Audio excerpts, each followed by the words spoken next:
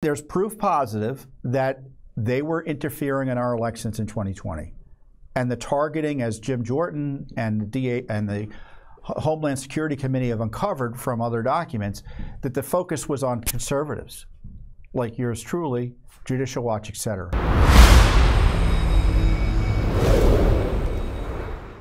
We had some stories out last week or 2 weeks ago. The Congress had gotten some documents about the censorship effort of Americans. And Judicial Watch has been closely investigating this, several lawsuits. We have other, well, I'll talk about some of the documents we're getting. And Speaker Jordan's, I guess he wanted to be Speaker. Chairman Jordan's committee issued a report highlighting how the Department of Homeland Security's Cybersecurity and Infrastructure Security Agency, CISA, was working with this outside group, the Election Integrity Project and Partnership, and other entities to run operations to censor Americans. And what was happening is this outside group was, with the approval and by some reports, by the report's analysis and testimony, it was the idea of this government official, the CISA operation, to have this outside entity that CISA would have a hand in, basically a puppeteer for this censorship. So it was this, what they call JIRA, J-I-R-A. I'm not sure what it stands what it's short for, but it was a system through which those seeking censorship of citizens could submit, quote, tickets, and then the tickets would be forwarded to Twitter and Facebook, etc.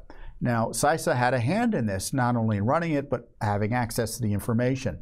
Now, in the Jordan report, they note that one of the targets of this, let's be direct about it, the most significant censorship in American history in terms of the reach and volume and abuse. One of the targets is little old me, and you, and Judicial Watch, because if you follow me, you're targeted too, because they don't want you to see some of our stuff. And of course, most of the stuff I'm talking about, especially on Twitter, where I was targeted, I have an account on Twitter. Judicial Watch has an account on Twitter. But mostly, if those of you who follow my account, it's mostly stuff about what Judicial Watch is doing or Judicial Watch style analysis. And in this case, it was election analysis. Now, it's no surprise I was the target here, because it's happened before. California, for instance, separately, their Secretary of State's office took down a YouTube video, or caused the YouTube video, our weekly update, like this, where I was talking about election integrity issues. They were taken down. The video was taken down at the request of the government. We sued over that. That lawsuit's ongoing. So that material was released by Jordan. The Department of Homeland Security, I think the Homeland Security Committee also had the same documents. So I don't know if they were talking to each other, but they all released the same documents. So that's a significant development. So we have documents about this cybersecurity issue, because we've been suing about it against the Department of Homeland Security and CISA. We had filed a lawsuit back in, well, I don't know when we filed it. We began asking questions back in 2022. And the records we found, 63 pages, show the Cybersecurity and Infrastructure Security Agency, which is a division of the Department of Homeland Security. So it's a sub-agency of the Department of Homeland Security. So this CISA was set up, ironically, under the Trump administration. So the deep state was all scared by the left-wing attacks on Trump. They bought into their theory that Trump stole the election by working with the Russians, and the Russians interfered in our election and rigged it for Trump. All false. And all those who were promoting it knew it to be false. Yet the folks running DHS panicked and created this cybersecurity entity supposedly to make sure there be no foreign malign influence on our elections. And what did they do? They targeted Americans. They targeted me.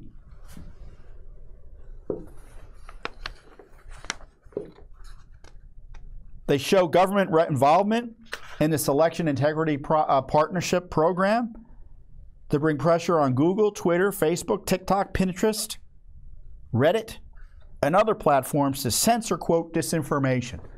Now, disinformation is Big Brother speak for information they don't like. And if something is factually wrong, no government has business, even if it is, quote, disinformation in the sense it's factually wrong. Government has no business seeking to delete it and censor it. And especially in these public policy debates, what's factually wrong and right is often a political question and depends on your politics, your ideology, the reliance on which experts you find credible versus which experts you don't. Think of these debates on COVID, on the climate scam, on Russia. You name it.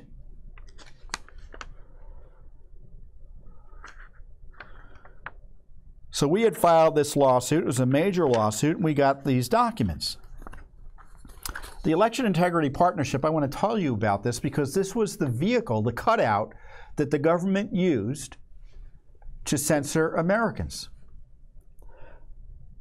It was created in July of 2020, around the time, a little bit after CISA was created, just before the presidential election. According to our friends at Just the News, the consortium is comprised of 4 member organizations: Stanford Internet Observatory, the University of Washington Center for an Informed Public, the Atlantic Council's Digital Forensic Research Lab, and social media analytics firm Graphica. And all those groups hate conservatives and want to censor them. It set up a concierge-like service in 2020 that allowed federal agencies like Homeland Cybersecurity Infrastructure Security Agency, CISA, and State's Global Engagement Center. Did you know the State Department was censoring Americans through this process? I bet you didn't. To file, quote, tickets requesting that online story links and social media posts be censored or flagged by big tech. Democratic National Committee and Common Cause and the NAACP, all left-wing groups, were also empowered, like the federal agencies, to participate. I guess they didn't invite Judicial Watch to participate. Not that I'm interested in censoring anybody.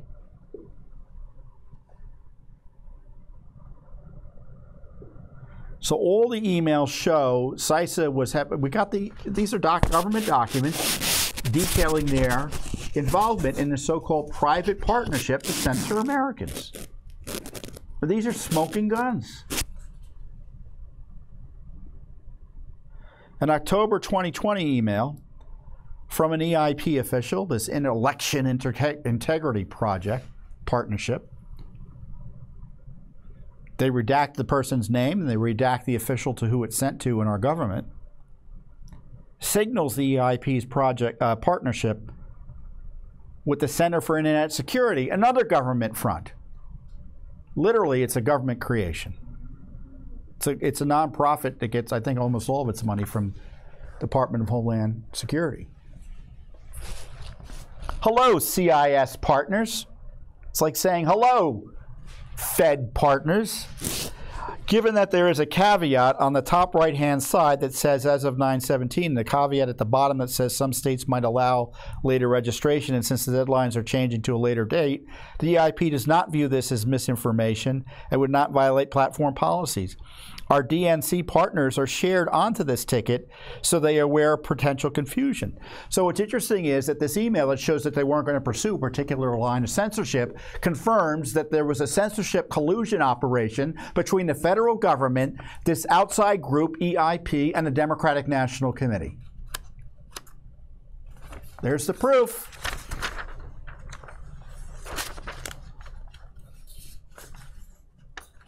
In an October 2020 email chain, again, a redacted official So it's an awkward way of describing the name's person is the person's name is redacted. From the CIS, the Center for Internet Security, ask an individual who worked simultaneously for both CISA and Stanford, and whose name is also redacted, do you have a preference for which email I should use? Yes, preference for the Stanford one as I'm loading off my CISA work as we ramp up EIP. So Jordan's committee was able to get documents directly from, I think, EIP and some of those entities, right? And we're getting these documents directly from the government. So Congress is separately drawing a picture that we're completing with our records and our lawsuit that is done separate and apart from Congress. Now, Congress hasn't released everything, so there are some more documents they haven't released. But I can go on telling you what these documents are. But there's proof positive that they were interfering in our elections in 2020.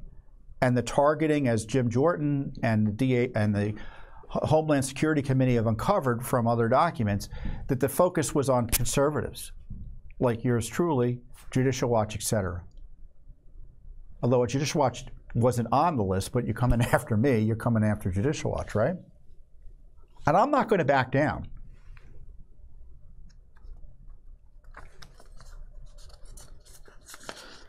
So we've got other lawsuits on this. We have, I think, 1, 2, 3, 4, 5, 6, 7, 8. At least 8. I think there's more. I would say about 10. Lawsuits over FBI payments to Twitter to do censorship. I don't know. We have a lawsuit over, as I said, the censorship of Judicial Watch. We have this ongoing lawsuit. We have lawsuits on the COVID censorship. Well, I'll talk about that next. And just so you, and I want to remind you, we have a great documentary out. It's on our YouTube channel, Rumble, everywhere, judicialwatch.org. And the name of the documentary is Censored. What is it? Oh, of course, you'd think I'd know the name of it. Censored and Controlled.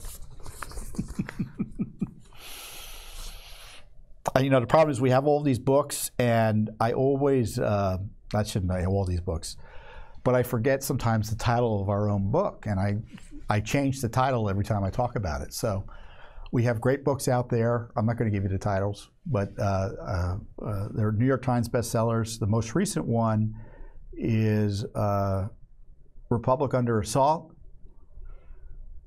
I encourage you to buy that if you haven't already. But this video is free of charge. We did it as a public educational project that details the coordinated efforts by the FBI and other government agencies and big tech to censor and suppress information and engage in election interference on Hunter Biden's laptop, suppression of COVID dissent. And we also talk about the Twitter files, Elon Musk Twitter files. So be sure to follow up there. Thanks for watching. Don't forget to hit that subscribe button and like our video down below.